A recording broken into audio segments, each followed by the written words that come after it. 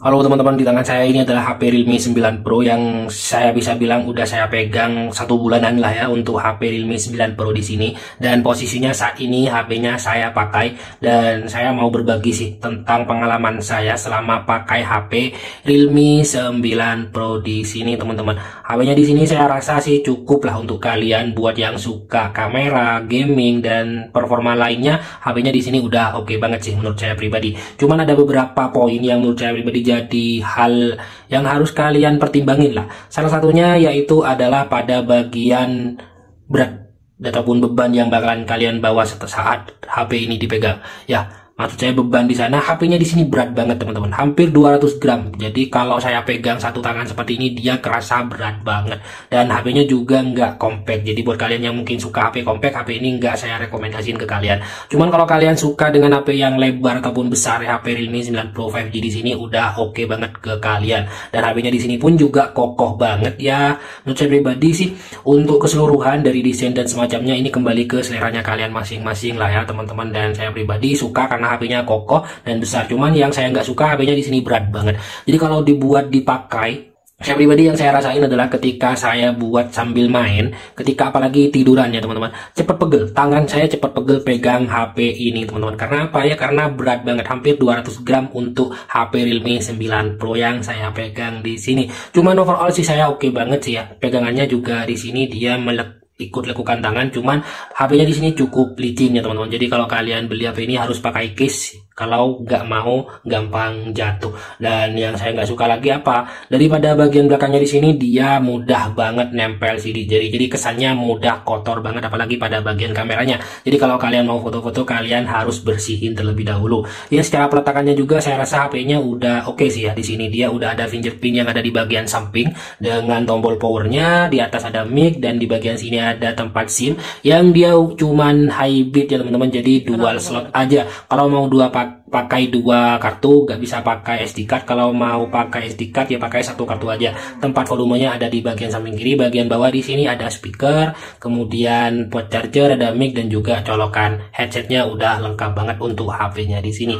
Lanjut ke bagian layarnya. Secara desain bagian layar sih di sini saya pribadi sih nggak bener-bener bisa bilang suka banget. HP-nya udah pas hole sih. Cuman yang saya jadi catatan sih karena nggak di tengah, di bagian samping aja. Saya ngerasa gimana gitu ya, lebih enak kalau peletakan kameranya di sini ada di tengah. Tapi ya bisa dimaklumi aja lah ya teman-teman. Layarnya juga udah besar. Buat kalian yang suka nonton ataupun semacamnya, saya rasa HP-nya di sini cukup oke ke kalian. Karena layarnya udah 6,6 inch juga dan resolusinya udah Full HD plus dengan panelnya pakai IPS LCD, belum AMOLED ya teman-teman. Tapi sekalipun begitu, HP dengan yang seperti ini pun kontrasnya juga udah oke tuh. Kecerahannya juga menurut saya pribadi udah oke.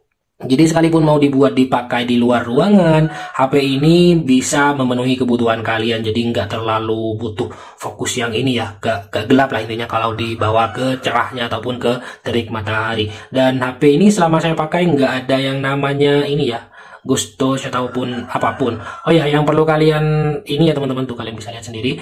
Kalau HP ini saya pegang ataupun saya beli kondisinya memang udah second. Ya, jadi HP-nya ini udah bekas pemakaian orang lain dan tentunya udah teruji banget lah ya teman-teman untuk HP ini. Karena HP ini rilisan tahun 2022 ya, kurang lebih hampir 1,5 tahun lah gitulah ya teman-teman. HP ini udah menemani dunia gadget kita dan HP ini udah teruji banget sih menurut saya pribadi. Layarnya juga udah oke dan semacamnya. Cuman buat kalian yang mungkin suka HP compact, ya ini nggak recommended buat kalian karena selain pakai satu tangan di sini kerasanya susah banget, apalagi ditambah beratnya yang bobotnya itu hampir 200 gram yang menurut saya pribadi di sini berat banget dan nggak cocok kalau dipakai satu tangan di sini karena makin tambah pegel jadinya gitu ya teman-teman.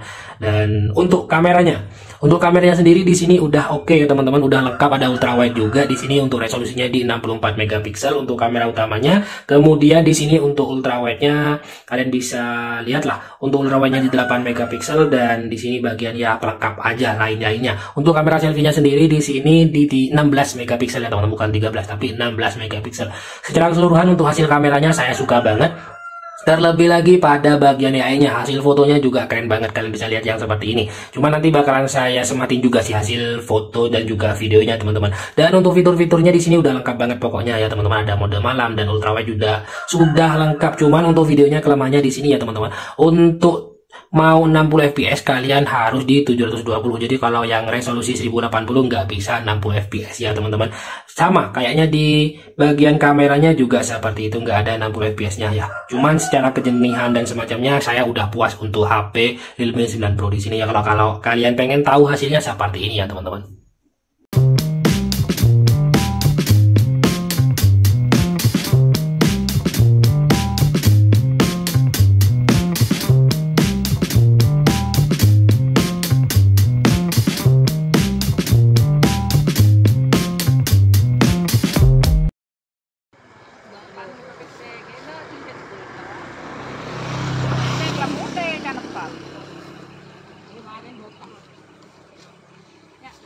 Ya kalau dilanjut dengan performa HP-nya di sini udah oke banget. Dia pakai chipsetnya yaitu Snapdragon 695 5G yang menurut saya udah oke sih ya, karena sepengalaman saya pakai HP ini mau buka aplikasi sebanyak apapun itu nggak reload ya. Kalau dibuka buat buka aplikasi dan semacamnya itu udah enak banget untuk HP Realme 9 Pro di sini. Apalagi buat main game.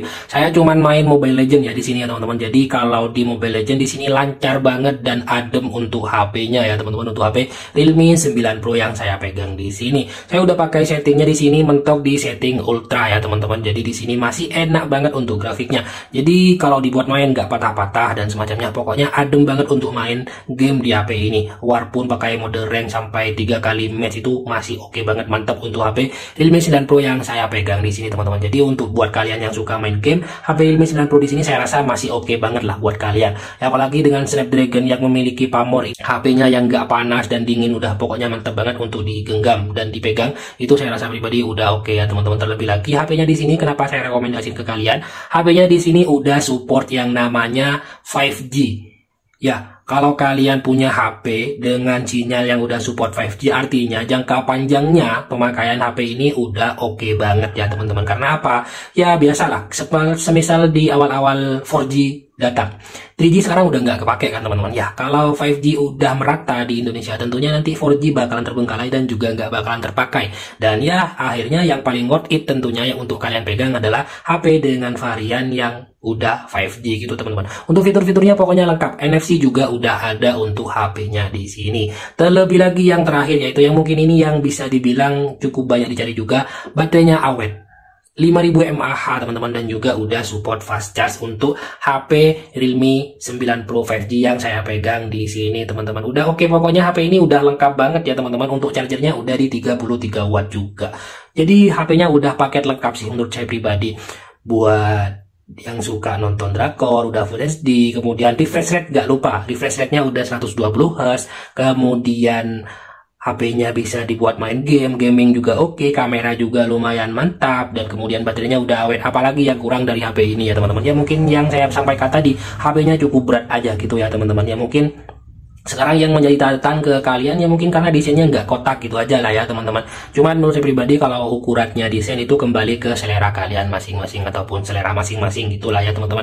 Jadi overall untuk HP ini secara pemakaian saya pribadi saya suka banget dengan HP ini. Yang saya nggak suka dari HP ini cuman beratnya aja.